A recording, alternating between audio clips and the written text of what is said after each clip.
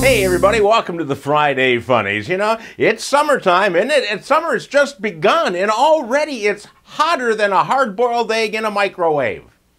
Go ahead, you try that. You'll find out what hot really is.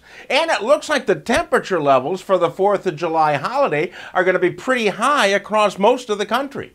Personally, I plan to beat the heat by spending the holiday sitting on a block of ice. I know that may not work for everyone, but it's good for me. And the immigration debate, that's also very hot. And all I can say is that we wouldn't be in this predicament had Bernie Sanders been elected president. If he were in charge, we'd have no worries on the southern border because it would be wide open. People could just stroll right in. And we would still be friends with Canada. So the rest of us would have a place to go. That's all I'm saying.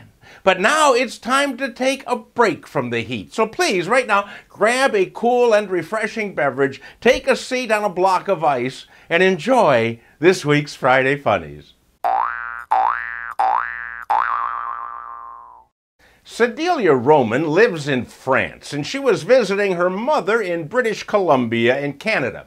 One day she went for a jog in a southerly direction, and about 3 miles into her run, she failed to notice the sign that proclaimed entry into the United States. She just kept on jogging and was quickly approached by U.S. Border Patrol officers. Now, she was jogging. She had no ID with her, so they took her into custody. And then, after the paperwork between the U.S. Customs and the Canadian Border Services and somebody over in France, all of this took 2 weeks. She was finally released from jail and sent back to Canadian authorities. She still claims that she never saw the sign. Meanwhile, on the Mexican border, immigrants that are caught sneaking into this country have been telling border agents they were just out jogging. Flora Lunsford is a waitress at Shannon's restaurant in Pine Bluff, Arkansas. And about a week ago, she had her car broken into, her purse was stolen, and all of her credit cards. Well, this week, while she was at work, she waited on Shaman West, or maybe his name is Shaman. Anyhow, he paid for his meal with a credit card. Flora's credit card. She immediately called the police, and Shaman will now be getting his meals for free after an arrest for forgery, theft, and 3 additional outstanding warrants. Flora got all the rest of her belongings back, and Shaman, he got to be our dumbass of the week. It's a win-win.